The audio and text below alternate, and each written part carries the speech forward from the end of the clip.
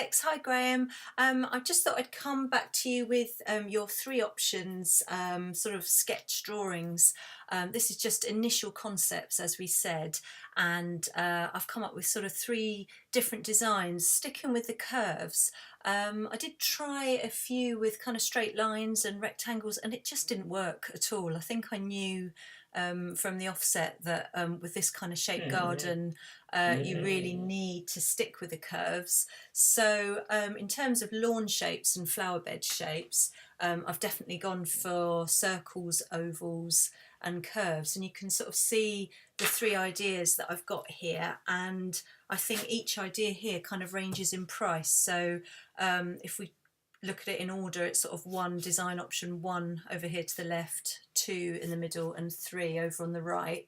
This one on the right is the most complex, so it would be the most expensive to build.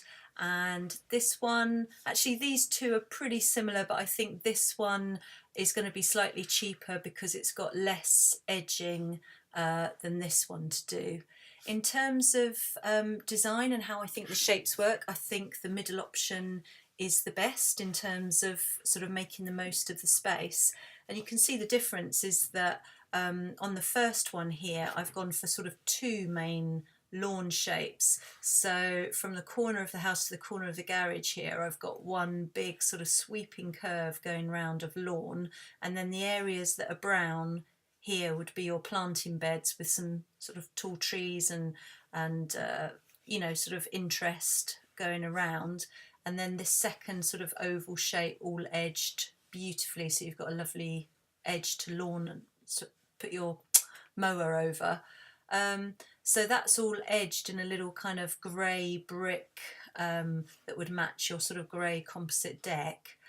And obviously in the second design I've gone for three shapes, so there's just slightly more edging material, but I think it sits better. I think it uses the space better because you've got this top lawn here, not that they're different levels, we would just keep the slope, but I'm thinking of this as the top lawn. You've got quite a nice round complete circle shape there. It disappears off the edge a little bit, but you get a really good size sort of lawn shape up there. Then you've got like this little connecting piece in the middle which ends up quite an interesting shape, and you've got another nice circle at the bottom, so it kind of pleases me, that one. Also I've taken the centre of the circle point here as the corner of the deck, even though I've rounded off just the edge of the deck a little bit, because when I had it as a harsh square on this design it just didn't sit right, so just a little bit rounded off on the corner of the deck, but the centre point there, sort of everything hangs off that centre point.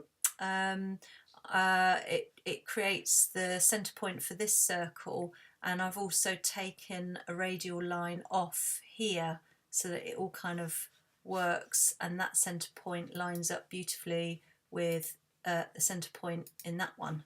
So from a design point of view, I'm sort of really pleased with this. They all work, but that would be my main recommendation. But if you preferred the look of this one, then this is a square deck coming out here, then an area of lawn, and in all of them we've got this lovely fire pit area with slightly different kind of variations. So this one, I think we should go into a sort of sandstone slab paving and make the most of that circle feature with an inset of the edging brick. And then I've got a sweep of planting area around here, because I think I mentioned that when you've got a seating area it's always nice to be surrounded by a little bit of planting. And then on all three of them at the moment I've put in built-in benching, but of course that will also put the price up. So if you didn't want it to be built in and constructed, then it will just be a circular area of paving with a fire pit that you can, you know, that you can buy your own furniture and sort of sit where you like. So it's just whether you want to have something constructed, built in a permanent position, or something, you know, whether you want to just sort of buy wicker furniture or something to put around here. what else can I talk you through? On the second design, you'll see the slight variation here is that I've still got this nice circle going from your kitchen window with a fire pit in the middle, but I've kind of extended the edges here of the planting border. It just gives more of a sweeping curve, whereas this one stays the same width all the way around. This kind of means that you'd step off the deck to paving and you'd walk along here. Now I know you've got that slight change of height. That's okay, we can keep it as a straight line here, or we could move the change of height to here where we've got the inset detail, so that this circle bit would be slightly higher and then you'd step down here. So that might be quite a nice way to change the level. Keeping this all fairly practical and boring really, but I think, you know, there's no point spending money where it's not needed. So this is going to be bin storage, utility, and somewhere that you can step out onto. I think you would need to put your clothes area sort of up and down here maybe. I know you've got it down here at the moment, but I mean you could always put it down here I suppose, but really if you don't mind walking around, this is probably the best spot for it. So in the third one, the reason this one will end up more expensive is I experimented with putting raised planters onto the deck, and I've done a little L-shaped raised planter in the corner and a long one here down the side and a planting bed in front of the deck. So this will be a really nice amount of planting on the deck, but then I was a little bit worried that it's going to be a squeeze if you sort of upgrade and choose further down the line a bigger table and chairs. I think it would sit your current table and chairs on there just about, but it might be a little bit of a squeeze. And I did sort of toy with building out raised planters, because I know you showed me those pictures of the raised planters around the deck. But remember, we've got that little access point here that we need to access. And yeah, it just encroached too much into this boundary when I started building and adding things onto it. So I think we need to keep the deck the deck edge in line with the house and sort of keep it all retained in that space. So possibly raised planters aren't going to work on there. The nice thing about this design is I've taken the central radial point there, and I've come off on those radius lines there for this paving. So you'd step off the deck onto a paved area, and on this one that allowed enough space to have a complete circle of seating. So I've actually got seating on this side, seating on that side, and a little bit of planting area in between with your fire pit in the middle. And we can do all sorts of good stuff with the sort of detail in the paving. If I just zoom in, it's not very detailed at the moment, but just putting a little inset of bricks, or this could all be the bricks in the middle that you put your fire pit on top, and having a brick detail around, all of those things sort of really help the design come together.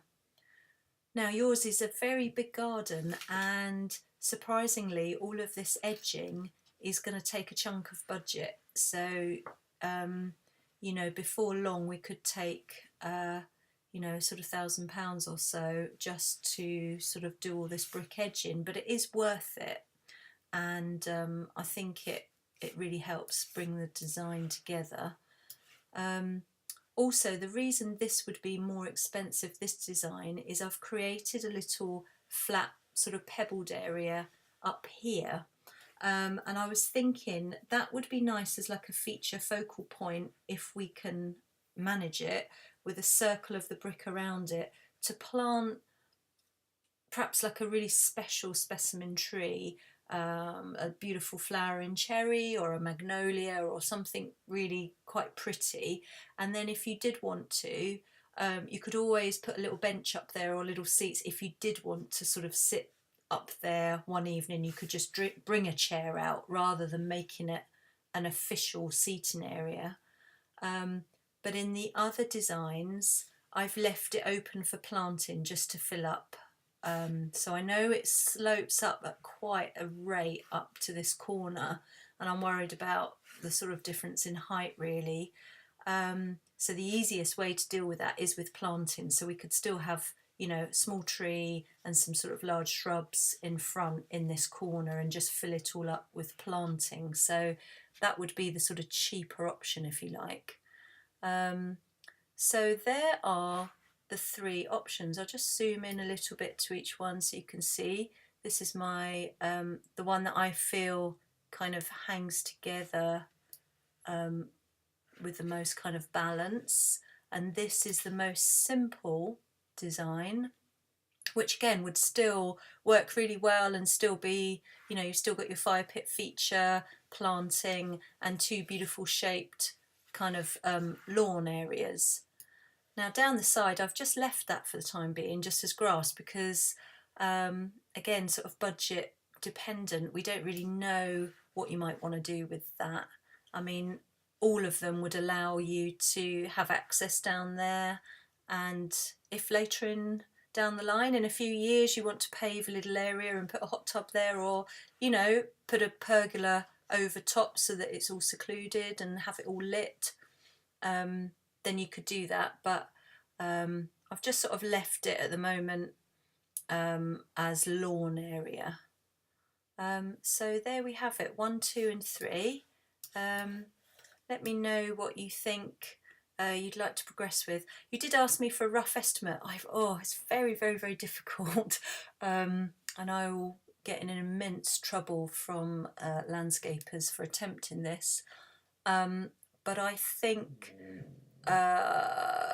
thinking of other sort of sized gardens, we could need sort of around 10 to 12 for this one at the lower end, and perhaps add on, I think, for the higher end one with this additional, all these additional bits and pieces, additional benching and the additional area up here, we could be getting up to perhaps about 15 up at this end. So yeah, I think we would be lucky to get it just within 10. I think 10 would be the absolute minimum you would need, minimum spend. Might be able to do it for 10, it depends on the size of the planting. Yeah, I'd say 10 to 12. We might be going up 13, perhaps only up about 13 for this one because it's not that much more edging really. But this one might take it up more to 14 to 15. So that's a very, very rough ballpark figure. But yeah, obviously we'd like lots of lighting as well. In all the designs, it would allow for having some lovely inset lights, definitely in the deck, all around the edges.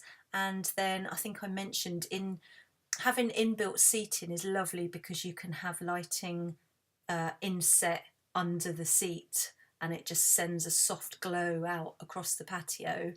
And then it would be nice to just have occasional spotlights around the planting areas so that when you're sitting here in the evening looking out, you've got a lovely tree that's uplit.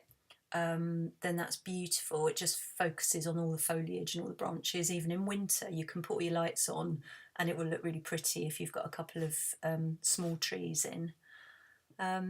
Okay, so we are. I hope that makes sense. If you'd like to get back to me, you could. I can do screen prints of these, and you can scribble on comments if you like, or if you just want to come back on by email, or if you'd prefer to talk it through on the phone, then all of that's fine. Okay, catch up soon. Bye for now. Bye.